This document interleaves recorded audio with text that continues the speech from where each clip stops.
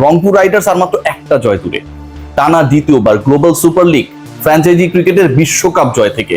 রাত পোহালেই ভোর হবে এবং ভোর 5টায় মুখোমুখি হবে রংপুর ভার্সেস গায়ানা। নুরুল হাসান, কাইল মায়ার্সের দল এই ম্যাচটা জিততে পারবে না? অতীত আমাদেরকে ইন্সপায়ার করে। প্রথমত, এর আগের যে আসর ছিল সেটার ফাইনাল জেতা দল রংপুর, আর এবার গায়ানা যে একটা ম্যাচে হেরেছে সেটাও রংপুরের বিপক্ষে। সো জেতাটাই একমাত্র সলিউশন। যেমনটা কাপড় ধোয়ার ক্ষেত্রে চাকা অল ইন ওয়ান, যার স্মার্ট এনজাইম এবং কালার গার্ড ফর্মুলা আপনার কাপড়কে করবে ধবধবে পরিষ্কার মাত্র 75 টাকায়। যে ডিসকাশনটা করতে চাই, এই যে রংপুরকে নিয়ে এত ডিসকাশন, এত আলোচনা হচ্ছে, কিন্তু এই দলটা তো একটা ব্যান্ড দল। রংপুর কিন্তু সত্যি সত্যি ভাবে ভাবে মনে হচ্ছে একটা নিষিদ্ধ দল, এবং যেই দলটা এরকম একটা প্রেস্টিজিয়াস টুর্নামেন্টে ফাইনালে টানা দ্বিতীয়বার শিরোপা জয়ের দ্বার প্রান্তে। কেন এই কথা বলছি, why I am telling like this, এই ডিসকাশনে আমি যাব। তার আগে একটু বলতে চাই যে খেয়াল করে দেখবেন, এর আগের আসরে রংপুর কিন্তু অনেক হ্যাকলিং এর মধ্যে দিয়ে গেছে। শুরুটা ভালো হয়নি, ক্লোজ ম্যাচেস গুলো হেরেছিল তারা। এবার তারা 8 রান 1 রান 8 রানের জয়, এবং লাস্ট ম্যাচটা বৃষ্টির কারণে আমরা খেয়াল করেছি যে সেটায় পরিত্যক্ত হয়েছে। টপ টেবিলে, মানে টেবিল টপ তারা। হাইয়েস্ট রান গেটার 130 রান নিয়ে রয়েছে কাইল মায়ার্স রংপুরের। সেকেন্ড হাইয়েস্ট উইকেট টেকার আমাদের খালেদ আহমেদ, 10টা উইকেট পেয়েছেন। সবকিছু মিলিয়ে এই রংপুরকে নিয়ে তো আশাবাদী না হবার কোনো কারণ নেই।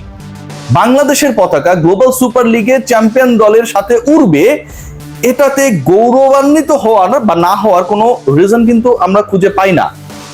কিন্তু বাংলাদেশ ক্রিকেট বোর্ডের রোলটা অনেকটা যে Rangpur Riders is a band team.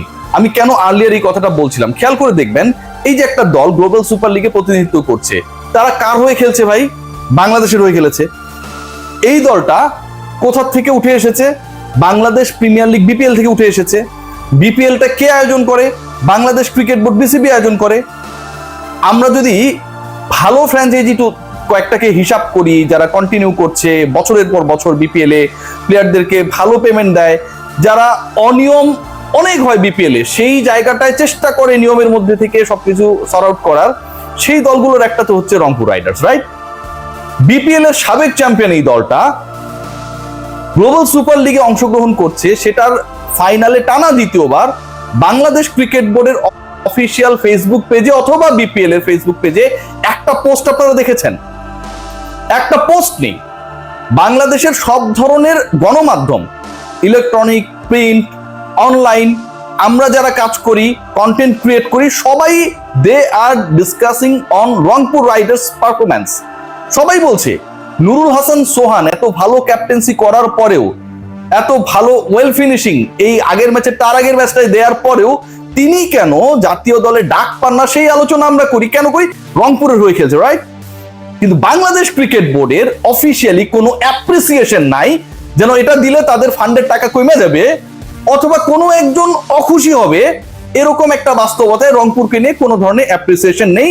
অথচ এই দলটা, এই রংপুর রাইডার্স নামের দলটা খেলে বাংলাদেশ প্রিমিয়ার লিগ বিপিএল এ, বাংলাদেশ ক্রিকেট বোর্ডের এনওসি নিয়ে তারা খেলতে গেছে গ্লোবাল সুপার লিগে।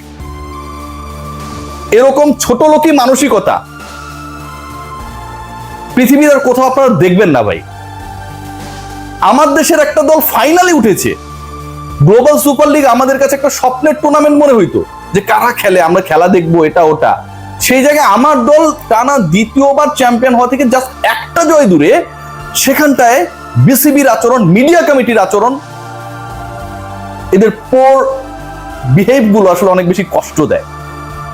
কেউ কি দেখেন নাই এই পাকনামি পণ্ডিতি কারা করে? আমিনুল ইসলাম বুলবুল ভাই, আপনিও কিন্তু ফারুক আহমেদের পথেই রয়েছেন। কোন একটা দলকে নিয়ে কারো অভিযোগ থাকতেই পারে, কিন্তু সেই দলের প্লেয়াররা, সেই দলের কন্ট্রিবিউশন আপনি ছোট করে দেখতে পারেন।